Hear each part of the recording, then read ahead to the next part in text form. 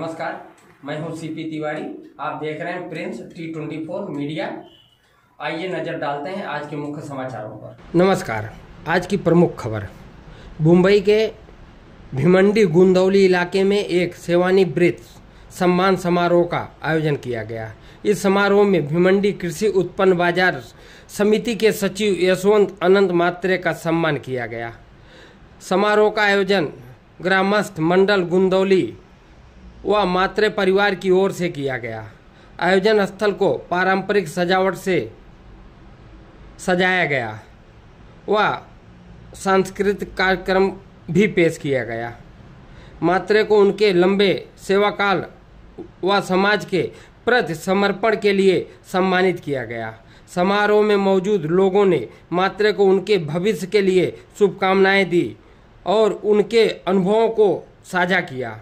यह आयोजन समाज की एकजुटता और सहयोग की भी भावना को और भी मजबूत बनाता है।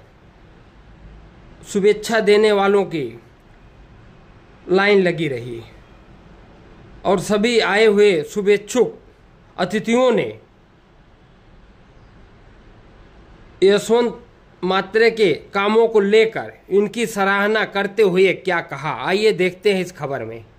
होत आहेत, खरोखर आम्हाला दुःख होतो। काही नमोज वाटले असेल। शांताराम बरोबर सांगितलं काय यशवंत स्वतःच पैसे खातो। अरे खिशातला किती ते नाही सांगत, ते बरोबर सांगतो तुम्ही स्वतः पैसे खातो। अरे असा स्वच्छ प्रतिमेचा माणूस या जगात सुद्धा मिळणार नाही। मला वाटलं होतं की मी सभापती झाल्यावर ते सचिव झाले असते तर ते 10 कोटी नाही 20 कोटी गेले असते। निर्विघ्नं सर्वदेव सर्व कार्यश सुरद।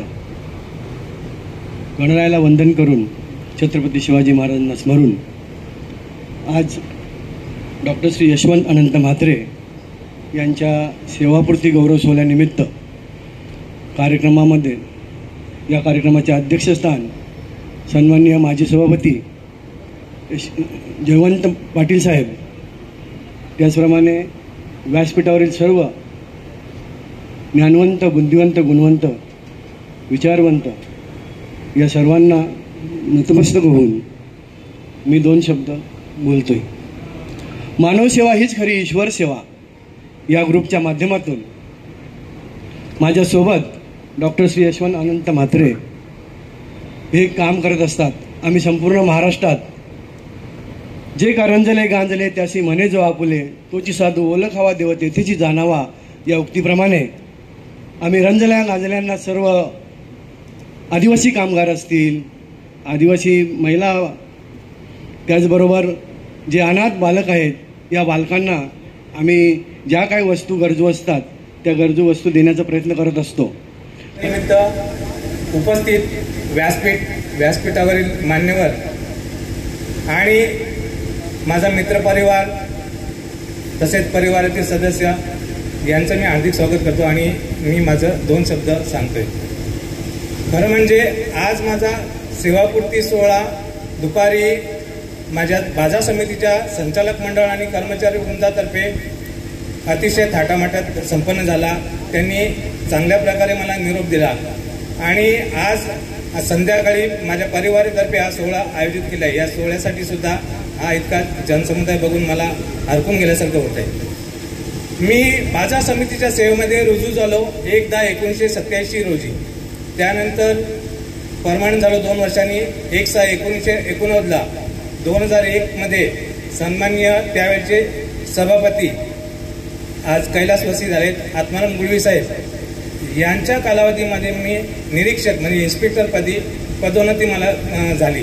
त्याच्यानंतर 2010 मध्ये सन्माननीय सभापती जयवंत पाटील साहेब होते त्यावेळेस आणि त्या संचालक मंडळामध्ये अतिशय मान्यवर शांताराम भोईर साहेब, अर्चन पाटील साहेब सुद्धा त्याच्या आधी होते। त्याच्यानंतर बरेच मान्यवर होते। त्या या लोकांनी माझं कामकाज बघितलं आणि मला प्रभारी स्वरूपामध्ये सचिव पदाची जबाबदारी सोपवली। 7-8 महिने माझं कामकाज बघितलं आणि माझ्यापेक्षा वरिष्ठ पदावरती जवळजवळ 4 ते 5 कर्मचारी होते, पण त्यांच्या सुद्धा मला पुढे सचिव पदाची कायमस्वरूपात जबाबदारी सोपवली. सांगायला अतिशय आनंद वाटतो की मी जेव्हा सचिव पदाची जबाबदारी घेतली त्यावेळेस बाजार समितीची परिस्थिती अतिशय नामुष्कीची होती. बाजार समितीवरती जवळजवळ ₹1.25 कोटी रुपयांचं कर्ज होतं. बाजार समितीच्या कर्मचाऱ्यांचं वेतन 3ऱ्या वेतन आयोगानुसार साधारण त्यांचं 1,500 रुपये वेतन आणि कायमस्वरूपाचे होते ते 7 ते 8 हजार रुपये वेतन होतं.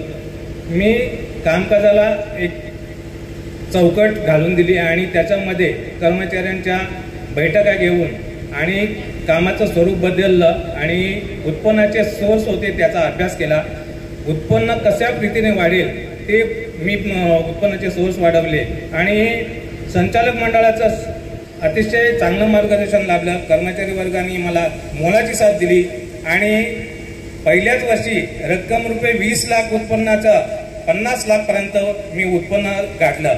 त्याच्यानंतर 2011 पासून कोटीची उड्डाणं सुरू केली. प्रत्येक वर्षी कोटी रुपयांनी वाढ होऊन आज या मागच्या वर्षी 10 कोटी रुपयाचं उत्पन्न मी पूर्ण केलं.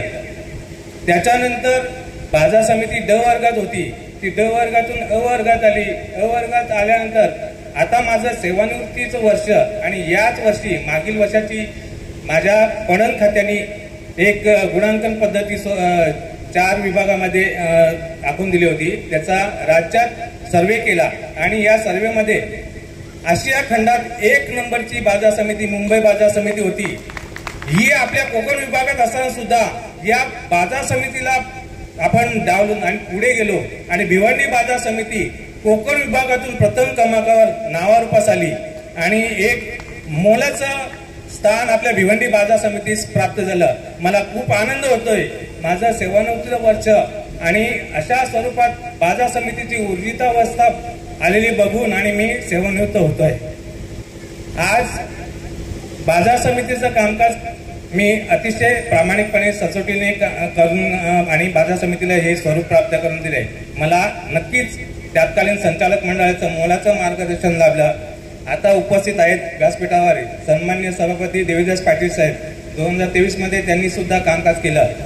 त्यांनी सुद्धा खूप मोलाचं सहकार्य दिलं आणि जे बाजार समितीच्या उत्पन्न वाढीसाठी चांगले प्रयत्न केले. आता मी माझ्या नोकरीत रिटायर जरी होत असलो तरी मला माझ्या परिवारातून चांगला समाजसेवेचा वारसा लाभलेला आहे आणि मी नोकरी सांभाळून सुद्धा हा समाजसेवेचा वसा पुढे चालू ठेवलेला होता. आता मी पूर्ण वेळ नोकरीतून मोकळा झालोय. त्याच्यामुळे नक्कीच मला समाजसेवा करण्यासाठी वाव मिळणार आहे आणि मी नक्कीच हा समाजसेवेचा वारसा पुढे चालू ठेवणार आहे. इथे जमलेल्या जनसमुदायासमोर माझ्या सेवानिवृत्तीचा हा सोहळा संपन्न होत आहे याचा मला खूप आनंद होत आहे. मी एवढं बोलून माझे मनोगत पूर्ण करतोय. धन्यवाद. जय हिंद, जय महाराष्ट्र.